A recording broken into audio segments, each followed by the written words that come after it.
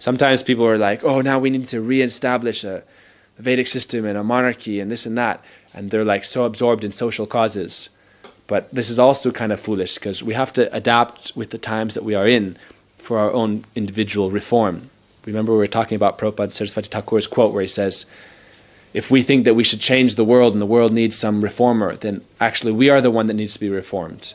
Because this is our ego. Everything, even the minutest details and happenings of the world, Bhaktisiddhanta said, that is all happening by the will of God. And if someone externally is performing something that's leading to dramatic change in the world, that's by karma of the world or by Krishna's direct will. But we ourselves should not think that, oh, I need to go and change everything.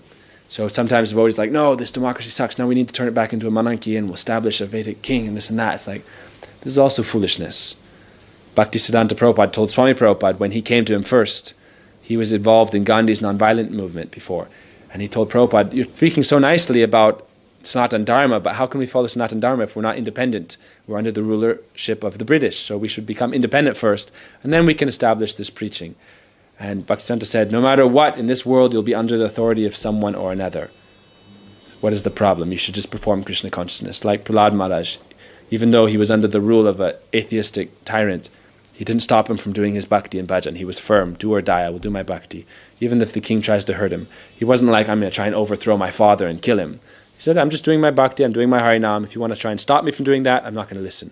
Haridas Thakur is another good example, where he was by birth a Muslim, but he didn't follow the Muslim Dharma, he followed the Sanatana Dharma. And they said, you're a Muslim, you have to chant the name of God. And he said, all names are this, God has many names, like Allah, and Krishna, Ram, etc. They said, okay, if he has many names, then chant this name. He said, no, I won't chant this name.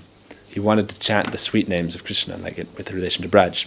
So they tried to kill him, but he didn't try to overthrow the Muslim rulers at that time. Mahaprabhu also didn't try to overthrow the political system. He didn't try to throw out all the Mughals. And, like when Mahaprabhu was coming to Ramkeli, where Rupa and Sanatan were present, and the king saw, oh, maybe he's coming to invade and to attack us. And Mahaprabhu wasn't like, he had 100,000 people following him. He could have ransacked the city and thrown out the king and become the god, the ruler. But he didn't do that. Mahaprabhu instead was like leading a spiritual revolution. And his personal individual reform was like what Mahaprabhu was. He said, you, the jiva, come out of the bondage of Maya. You may think you are under the bondage of this king or this ruler or that ruler, but really the king himself is also under the bondage of Maya, so you should be liberated. Rise up over, transcend this Maya.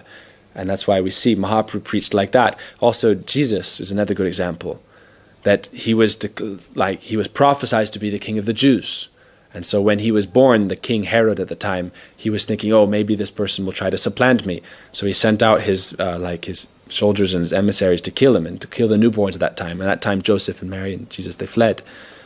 But he was prophesied to be like a king, but what type of king was he? He was like a Maharaj, not an ordinary king, but great king. Maharaj is like a renunciant sannyasi. They aren't like monarchs like we think of monarchs.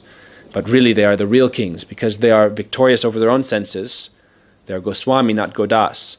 So even though you may be a king, are you Godas or Goswami? Are you the servant of your senses and your mind or the master of them? If you're the servant of your senses and your mind, you're not the king of anyone.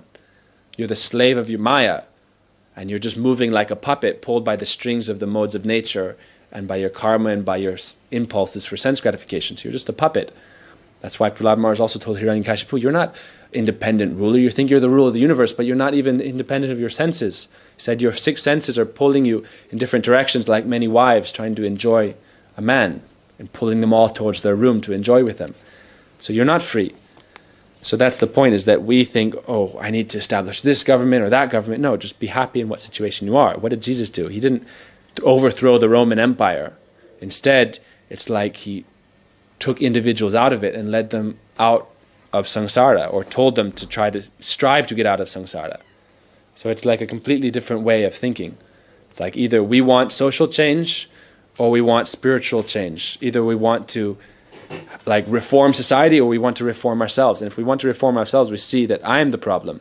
Society isn't the problem. And how can I develop my spiritual consciousness and then serve properly instead of just being a burden on everyone else? And that's what real spiritual leaders teach. Like Buddha. You find some people teach that you should take over and rule the world as well. That's particularly that's what they call political religious systems. generally what you find like in Islam, where their idea is to establish a caliphate. Like, we need to establish our rule on this earth and enjoy on this earth and be the rulers of this earth.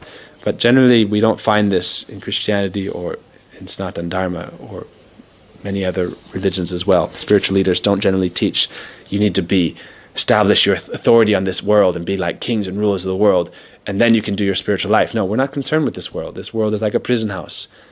So everyone is in prison. Why should we think, if we want to be like a little bit higher in the hierarchy of inmates, better we should escape the prison, like Purdy likes to say in class. Oh, you may have like a little bit of a nicer bed in prison. What's the use? You may have some nicer facility, nicer food, but an intelligent person will think, how can I get out of prison? Not just, oh, how can I be comfortable in prison? Purdy likes to tell another cool story that you'll probably have heard and remember, but I'll just tell it really quick. You know the story of the servant who would serve this king for many, many, many years, like 4 or 5 decades, I think, like 40, 50 years. He was serving a king. And every day, especially, he would prepare the king's room to sleep in with his queen.